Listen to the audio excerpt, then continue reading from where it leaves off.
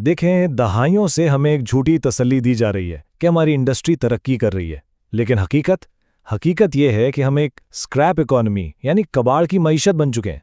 मैं आबिद अली शाहिद हूं और आज का ये तज्जिया कोई आम बातचीत नहीं है। ये मिशन 2047 का फाइनल रीसेट है। हम यहाँ इस बोसीदा निज़ाम की मरम्मत करने नहीं आए, बल्कि हम इसे एटमी सतह से सॉवरेन इंडस्ट्रियलिज्म वर्जन 2.0 की मजबूत बुनियादों पर बिल्कुल नए सिरे से तामीर करने की बात करेंगे। इन दो दुनियाओं के फर्क को जरा महसूस करें। एक तरफ 2026 का दुबई स्मार्ट ग्रिड है, जिसकी पूरी इमारत एस्ट इंटेलिजेंस और बिला तातुल निज़ाम यानी अप टाइम पर खड़ी है, और दूसरी तरफ हमारी मकामी मार्केट का वो धोखा है जिसे हम तरक्की समझते हैं, यानी वो जले हुए, मरम्मतशुदा और रंगो रोगन किए गए लॉट के कबाड़ ब्रेकर्स जो मकामी मार्केट की टेक्सटाइल मिलों और फार्मा प्लांट्स में लगाए जा रहे हैं। सच तो यह है कि ये वो सामान है जिसे चीन और दुबई अपनी सड़कों की लाइटों के लिए भी इस्तेमाल ना करें। ये तरक्की नहीं, ये इंडस्ट्रियल तबाही है।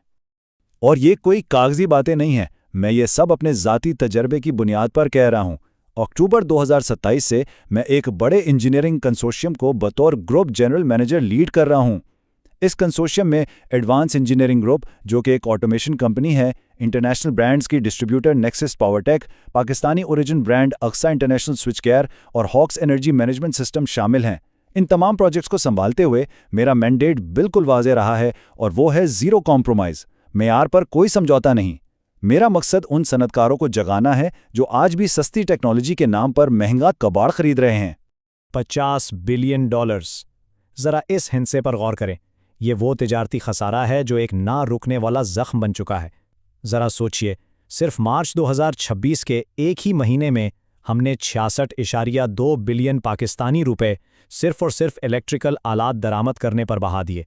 वजह बहुत सादा है, हमें आलमी कंपनियों का महज गाहक बनना सिखाया गया है, अपने ग्रिड का मामार बनना नहीं। हम कीमती दिमाग यानी PLC और ड्राइव्स बाहर से मंगवाते हैं और यहाँ से अपना सस्ता खाम माल बाहर भेज देते हैं। अब जरा इस कबाड़ की असल कीमत का एक रियाजियाती पोस्टमार्टम करते हैं। जब 92% खालिस तांबे की बस बार्स और बगैर लैब टेस्ट शुदा ब्रेकर्स इस्तेमाल किए जाते हैं तो बज़ाहिर लगता है कि पैसे बचा लिए गए, लेकिन हकीकत में ऐसा नहीं होता। हम दरअसल एक गैर मौसरियत का टैक्स अदा कर रहे होते हैं। यह सिस्टम में एक ऐसी पोशीदा आग पैदा करता है जो 35% सनती तवानाई को किसी मोटर तक पहुंचने से पहले ही हिरारत की शक्ल में जलाकर राख कर देती है। हिसाब लगाएं तो अगर एक फैक्ट्री का बिजली का बिल 10 मिलियन है तो उसमें से 3.5 मिलियन सिर्फ इस नाम नेहाद सस्ते कबाड़ के नजर हो जाता है। हमारा पुराना तस्वुर यह है कि चंद जदीद आलात लगा लिए तो इंडस्ट्री 4.0 में आ गए। बिल्कुल गलत। इंडस्ट्री 4.0 का असल मतलब कनेक्टिविटी है। अगर कोई इलेक्ट्रिक पैनल जदीद नेटवर्किंग ज़बानों जैसे TCP/IP या MQTT के जरिए बात नहीं कर सकता तो वो जदीद दौर में महज एक गूंगा डब्बा है। और अब तो दुनिया इंडस्ट्री 5.0 की तरफ जा चुकी है, जो महज ऑटोमेशन नहीं बल्कि बाहमी ताउन यानी कोलैबोरेशन का नाम है। इसमें डिजिटल ट्विन की ताकत इस्तेमाल होती है, एक ऐसा स्मार्ट मॉडल जो पैनल में से धुआं उठने से 48 घंटे पहले ही खराबी की पेशिनगोई कर देता है। असल सनती खुदमुख्तारी यही है। चलें एक वसी तर ग्लोबल मार्केट का पोस्टमार्टम भी देख लेते हैं। चीन को देखें, उन्होंने वर्टिकल इंटीग्रेशन के जरिए $182 बिलियन की मार्केट खड़ी कर दी। कान से लेकर फैक्ट्री तक वो हर चीज के खुद मालिक हैं। पड़ोस में भारत को देखें, उन्होंने मुकामी पैदावार को तहफ़्फ़ुज़ देकर $77 बिलियन की मार्केट बनाई और महज डिस्ट्रीब्यूशन स्विच गियर को अपग्रेड करने के लिए $40 बिलियन मुख्तस कर दिए। दुबई आज क्वालिटी और इंटेलिजेंस का ग्लोबल हब बन चुका है, और हम बदकिस्मती से कबाड़ की तिजारत के माहिर बने हुए हैं, जहां हमारा इंपोर्ट खसारा 80% है। अब इस रविश को हर सूरत तर्क करना होगा। तो सवाल ये है कि सूरत हाल से निकला कैसे जाए। इसका हल दी सोवरेन स्टार्टअप ब्लूप्रिंट में मौजूद है। ये खास तौर पर इंजीनियरिंग के उन तमाम नए जहनों के लिए एक बराह रास्त पुकार है कि ये रिवायती 9 से 5 की नौकरियों के पीछे भागना बंद किया जाए। अब वक्त आ गया है कि ग्लोबल कंपनियों का क्लर्क बनने के बजाय 2047 के खुदमुख्तार प्रोड्यूसर्स बना जाए। मसाइल का रोना रोने के बजाय जदीद हल पेश करके इस पूरी इंडस्ट्री को बदलना होगा। और इसका प्रैक्टिकल तरीकाकार क्या है? सबसे पहले फैक्ट्री लगाकर हार्डवेयर बेचने का ख्याल जहन से निकालें और एक फॉरेंसिक ऑडिट एजेंसी शुरू करें। बड़ी सनतों जैसे निमर, केमिकल्स या स्टाइल टेक्सटाइल के पास जाएं। ज़बानी बातों के बजाय थर्मल इमेजर और हार्मोनिक एनालाइजर से लेस होकर उनके पैनल्स में लगी वो पोशीदा आग दिखाएं जो उन्हें हर घंटे $4000 का नुकसान दे रही है। फिर उन्हें बताएं कि उनके पुराने सिस्टम्स को IoT गेटवेज के जरिए जदीद नेटवर्क से कैसे जोड़ा जा सकता है ताकि उन्हें एक तस्दीकशुदा अपटाइम मिल सके। इस पूरे मॉडल की असल ताकत उस रियाजी में है जो सीधा $1 मिलियन के टर्नओवर का रास्ता दिखाती है।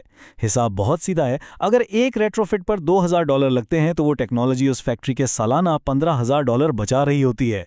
इस तरह के प्रोजेक्ट में खालिस मार्जिन 60% तक बासानी जा सकता है। अगर सिर्फ मुल्क की टॉप 50 टेक्सटाइल मिल्स को टारगेट किया जाए तो 24 महीनों के अंदर $1 मिलियन टर्नओवर का हदफ अबूर करना बिल्कुल मुमकिन है। खुद मुख्तारी का असल रास्ता यही तो है। अब आते हैं बेदारी की तरफ। The atomic reality check. ये वो मरहला है जो इस मुकामी ग्रिड को जकड़ कर रखने वाले 3 बुनियादी सुतूनों को बराह रास्त चैलेंज करता है, यानी हमारे तालिबे इल्म, हमारे असातिज़ा और हमारे सनतकार। सबसे पहले तालिबे इल्म। डिग्रियों को सिर्फ किसी मिडिल मैनेजमेंट की नौकरी का पासपोर्ट समझना छोड़ दें। इम्तिहानात पास करने के लिए महज रट्टा लगाने के बजाय अब गहरी रिसर्च में कदम रखना होगा। सिल्वर निकल कॉन्टैक्ट्स की मेटलर्जी को बारीकी से समझें, पाइथन में PLC की कोडिंग सीखें और पुराने कम्युनिकेशन प्रोटोकॉल्स को जदीद क्लाउड सिस्टम से जोड़ने के माहिर बनें। याद रखें, इस नए ग्रिड का मेमार बनना है, कोई आम मजदूर नहीं। दूसरा चैलेंज असातिज़ा के लिए है। अगर आज के इस जदीद दौर में भी क्लासरूम्स में 1980 की दहाई की पुरानी सर्किट थ्योरी पढ़ाई जा रही है और साइबर फिजिकल सिस्टम्स का जिक्र तक नहीं है, तो ये एक बहुत बड़ा अलमिया है। लाइफ साइकिल कॉस्ट और रिलायबिलिटी इंजीनियरिंग की तालीम देना अब ऑप्शन नहीं, ज़रूरत है। अगर इन जदीद चीज़ों को निसाब का हिस्सा नहीं बनाया जा रहा तो इंतहाई माजरत के साथ मुस्तकबिल के लिए नाकामी के मेमार तैयार किए जा रहे हैं। तीसरा और अहम तरीन पैगाम सनतकारों के लिए है, महज 2% डिस्काउंट के पीछे रिस्क की तिजारत बंद करें। इन मशहूर ब्रांड नेम्स के धोखे से बाहर निकलें जिनके अंदर पुराना मरम्मतशुदा कबाड़ लगा होता है। अब तस्दीकशुदा खुद मुख्तारी खरीदें।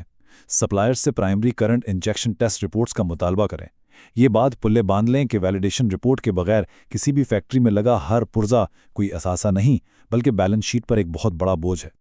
ये सब देखकर अब तक ये अंदाज़ा हो चुका होगा कि मिशन 2047 कोई ख्याली पुलाव नहीं, बल्कि एक ज़ीरो कॉम्प्रोमाइज़ स्टैंडर्ड है। याद रखें, दुबई और चीन ने आलमी मंडियों पर जुगाड़ या बस काम चल रहा है वाली जहनीत के साथ कब्जा नहीं किया।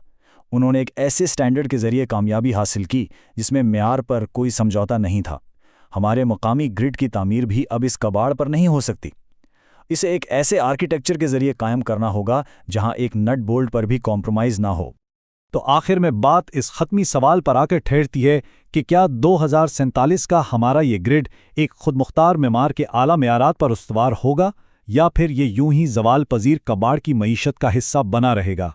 ब्लूप्रिंट अब हमारे सामने मौजूद है, रियाजी बिल्कुल वाज़िया है। मुस्तकबिल की कामयाबी के लिए हमारे दस्तखत का इंतज़ार है। अब वक्त आ गया है कि इस स्क्रैप इकोनॉमी को दफन किया जाए, अपने ग्रिड को वापस हासिल किया जाए और इस फाइनल रीसेट को मुकम्मिल किया जाए। इस तफसीली तज्ज़िये में आज के लिए इतना ही।